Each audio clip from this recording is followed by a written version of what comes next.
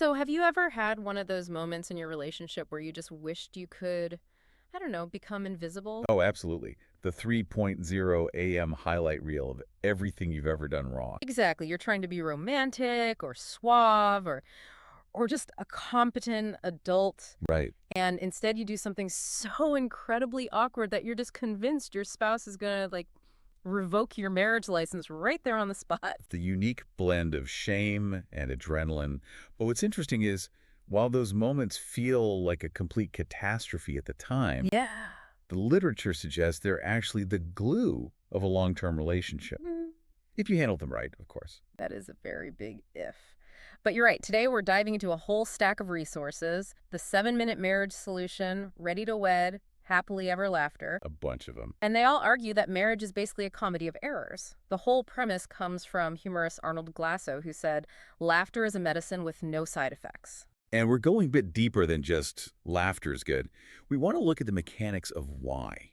Why does shared embarrassment actually save love? It's like, it's the shock absorber, right? That's what one of the devotionals called it. Exactly. When you hit a pothole, a misunderstanding, a mistake, a moment of just sheer stupidity, something has to absorb that energy. Or else the whole thing breaks. Right. If you're rigid, the axle snaps. You fight, you get resentful. But if you have humor, shared humor, you absorb the shock, you bounce. But to get there, you have to be willing to drop your ego. And that's what today is about. We're not doing the Instagram perfect marriage advice.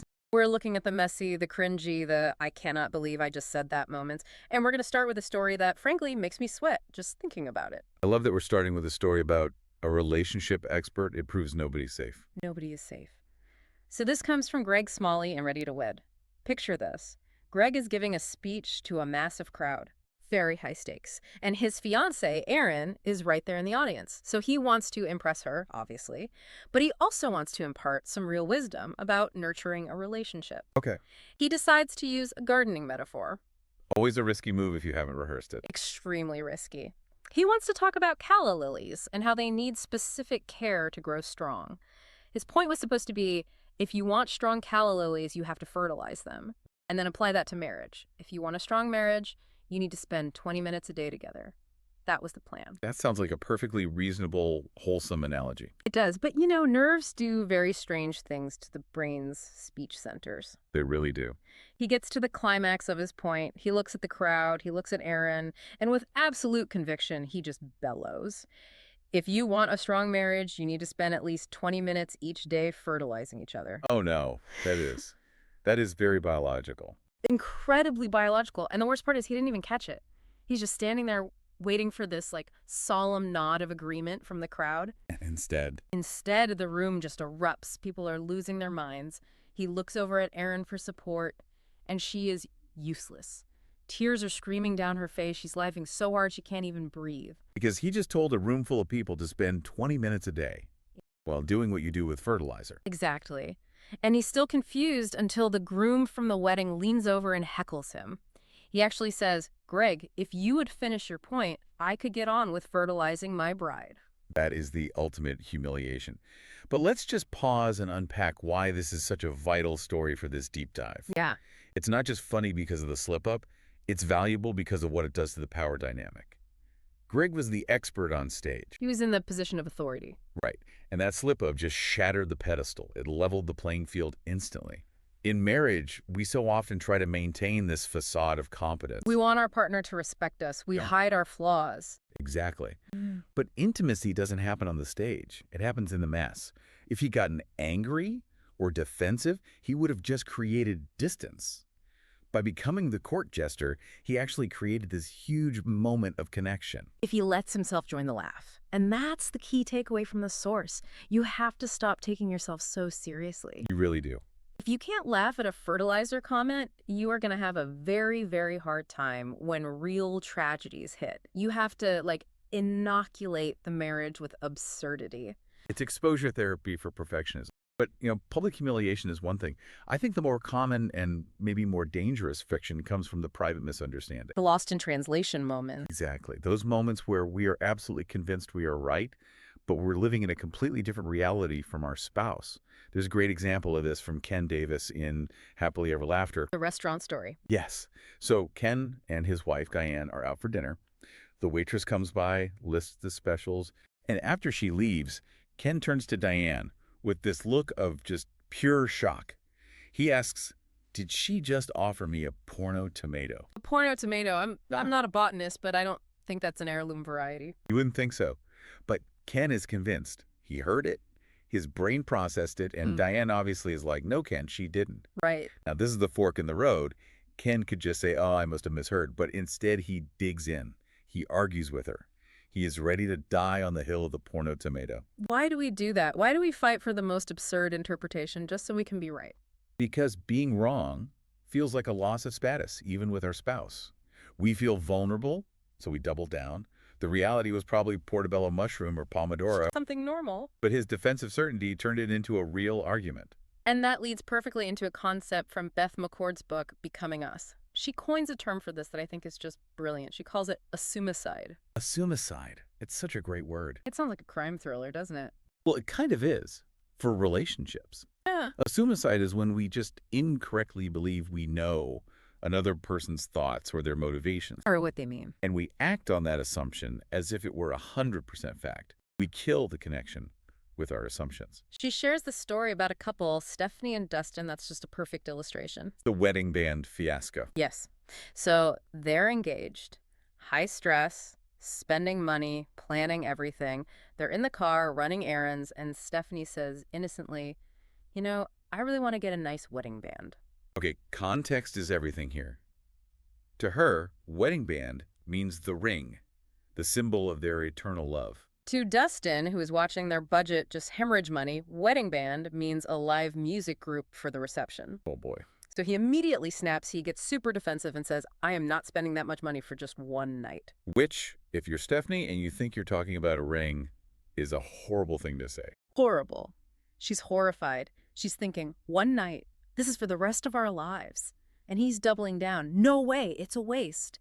And they're escalating. Because he thinks she's being frivolous, and she thinks he's being cheap and totally uncommitted. And it's pure suicide. They're having two completely different conversations. And the insight there isn't just clarify your terms, it's about that emotional shock absorber we talked about. Right. If they had a culture of humor in their relationship, she might have paused and thought, wait a minute, does he think I'm trying to rent a ring? But because stress was high and humor was low, they went straight to conflict. So the antidote is curiosity, really. Curiosity mixed with a lightness of spirit. It's asking, wait, what did you just hear me say before you launch the counterattack? That makes so much sense. But there's a nuance here we should probably address. We've talked about accidental slips and misunderstandings, but sometimes people try to be funny on purpose, and it goes horribly, horribly wrong. The weaponized joke? Exactly.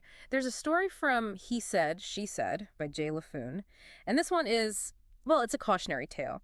Jay is doing a sound check for an event wearing a belt pack for his microphone. Okay.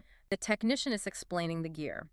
This switch turns the mic on. This switch mutes it. Simple enough. Very technical, very dry. But Jay sees an opening for some, let's call it locker room humor. And his wife, Laura, is standing right there. Oh, no. And Jay says to the tech, loud enough for everyone to hear, "Wouldn't it be nice if it were as easy as flipping a switch with our wives? This one turns her on, this one mutes her." Oof, I can feel the chill from here. A source says Laura gave him a look that could freeze water. And rightfully so. This is such a critical distinction. Not all laughter is created equal. You know, John Gottman talks about bids for connection. A joke is usually a bid. You're saying, hey, laugh with me. Right. But Jay's joke wasn't a bid for connection with Laura. It was a bid for status with the tech at Laura's expense. It was us guys against the women. Exactly. He put his wife in the outgroup. That's not a shock absorber. That's creating the pothole. Now, compare that to the laundry disaster story. This one is so much better. A husband is trying to help with laundry. He yells to his wife, "What setting do I use on the washing machine?" Okay. She yells back, "It depends. What does it say on your shirt?" Which means the care label, obviously. Cotton, cold wash only, that kind of thing. Right. And the husband yells back, "Denver Broncos!" See, that works. It just works. But why does that one work? He's still being incompetent? Because the joke is on him. It's self-deprecating. He's admitting, I'm a guy who looks at the logo, not the tag. Yeah. When you laugh at yourself, you're inviting your spouse in. You're saying, I'm safe to be around because I know I'm flawed. Whereas Jay's joke is implying, my wife is a nuisance. Exactly. One builds intimacy, the other destroys it. The rule of thumb should be, if someone's slipping on a banana peel, make sure it's you. Right. Or if you're both falling, at least hold hands on the way down. And this really brings us to the deepest part of this whole discussion. We've covered the funny mistakes, the bad jokes, but there's this concept that transforms this from just comedy advice into, like, survival advice. This is the pivot from humor to grace, the concept of covering.